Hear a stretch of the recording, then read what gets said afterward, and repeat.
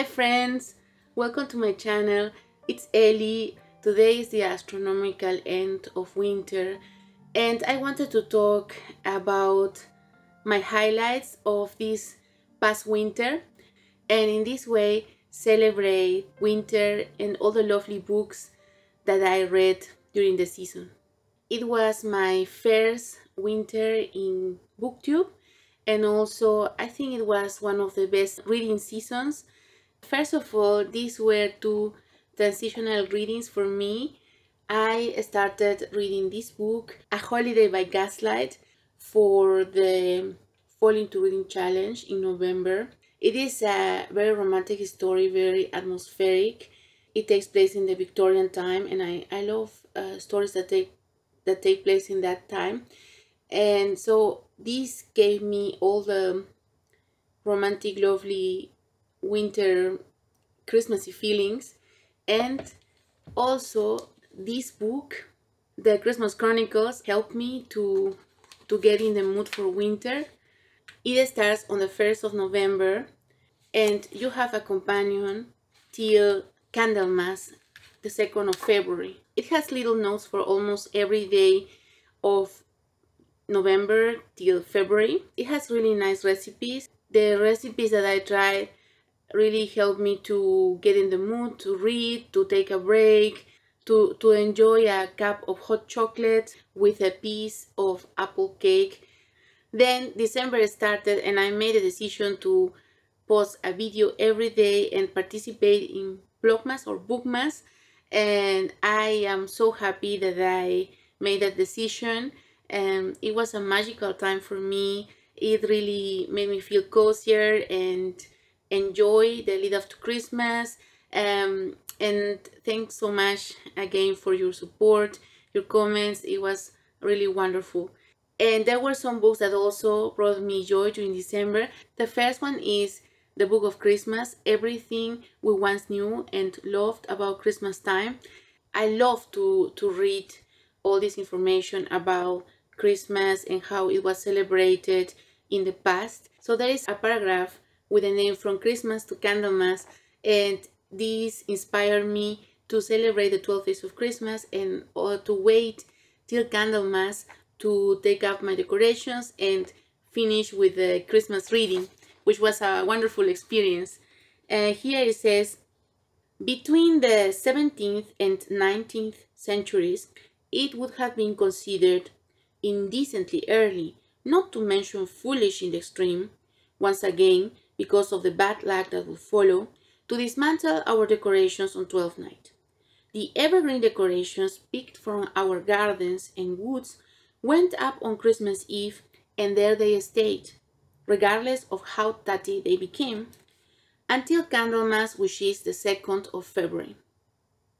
In pre-Christian times, the 2nd of February was celebrated as the halfway point between the winter solstice and the spring equinox, and today is the spring equinox, and was a festival of light.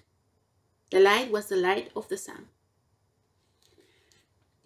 So I really had fun with this book in December and also with these two books, The Letters of Father Christmas by J.R.R. Tolkien and the short stories, especially The Christmas Pudding. I really can recommend this book. It's very heartwarming. These are the real letters that J.R.R. Tolkien wrote to his children during more than 20 years. And if you read these letters, you feel the love and the Christmas spirit, and also how J.R.R. Tolkien tried to make every Christmas, sometimes in spite of difficult circumstances, how he tried to make Christmas fun and magical with these letters and with his wonderful drawings. And The Christmas Pudding was so atmospheric. Poirot is on the countryside and he has to solve a mystery, and at the same time he experiences how an old Christmas on the English countryside is celebrated in a mansion. So exactly my cup of tea. Then after Christmas I started reading this book, The 12 Days of Christmas, being a Jane Austen mystery, And if you can imagine, it was a cover by, and also because Jane Austen is a sleuth in this book. And I chose this book also because it takes place during the 12 days of Christmas. It really set me in the mood. Together with this book, The 13 Days of Christmas, this one is really magical, it's really lovely, it's really warm, it's fun. It is about Annabelle, and she dreams of romance. Her boyfriend Francis wants to win her hand in marriage. This story is inspired in the famous song The 12 Days of Christmas. The house fills up with all the things that are mentioned in the 12 Days of Christmas song. It's really fun. It is full of dairy maids, French hens, turtle doves, etc. And on the 13th day, we will learn if the wedding that everyone is hoping for will take place. And in January, I read these two cozy mysteries, Mistletoe and Mayhem by London Lovett. This book was also very atmospheric. I love the descriptions of the town where Lacey, the protagonist, lives. It was really cozy. The cover is already very cozy. And also Mrs. Jeffries and the Merry Gentleman, the servants of a big house of Detective Witherspoon, work together with Mrs. Jeffries, who keeps house for Detective Witherspoon, to solve a case, and they want to do it before Christmas Day comes. So these books were the perfect companion to celebrate the 12 days of Christmas. And also after the 6th of January, I continue to have a cozy Christmassy time with Top Elf. This is a really fun middle grade. Santa Claus decides that he will stop working as Santa Claus. Also, the elves that live and work in the North Pole, and any other person can apply to become the new Santa Claus. It's really fun, cute, and heartwarming. So this brought me lots of joy in January. And also The Country Diary of an Edwardian Lady helped to set the mood for January, February, and now March.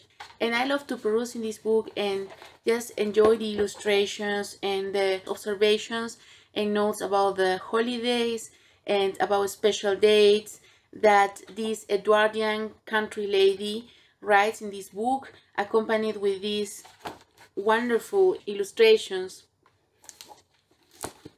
And here there is something nice about Candlemas and the weather.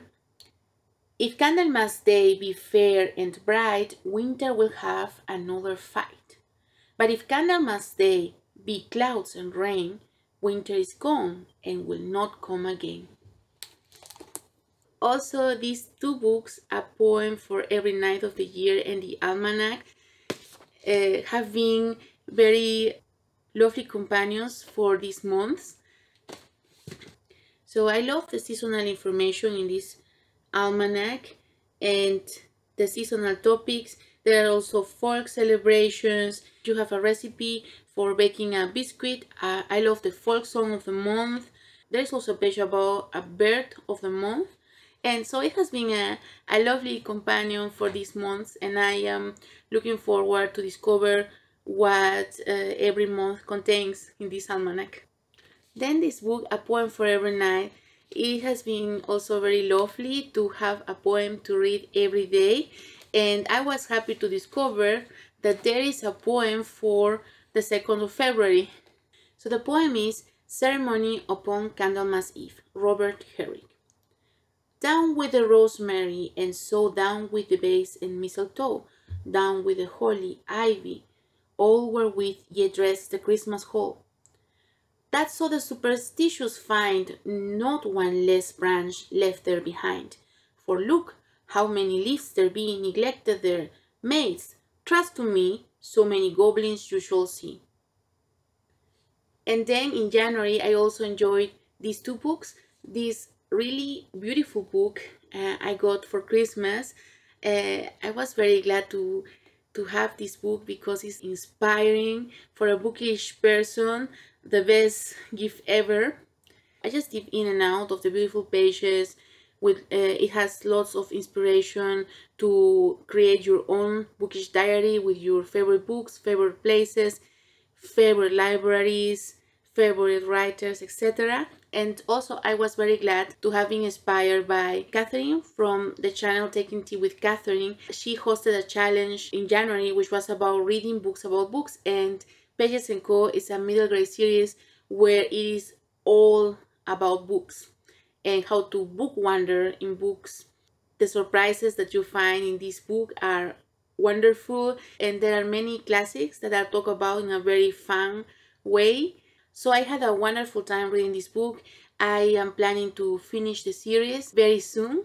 So Catherine's challenge really helped me to pick up these books, and then the release of the new film for Death on the Nile prompted me to have an Agatha Christie week where I made 2 videos about Agatha Christie inspired books. One of them was Aggie Morton, which portrays Aggie Morton as a sleuth and her friendship with Hercule and how they solve cases together, which I found a fantastic idea.